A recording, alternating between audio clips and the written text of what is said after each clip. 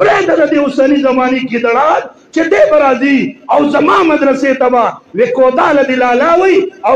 نوړی دې ګلالا وي مدرسه جوړوم زه او ما تحکم دې ستا راشه چې اول تا ته د خبرو چل وښایو تا ته اظهار ما فی الضمیر وښایو راشه چې تا ته په مجلس کې د ناستې طریقه لري په دې ارمان به ګور ته لاړ شي ګور ته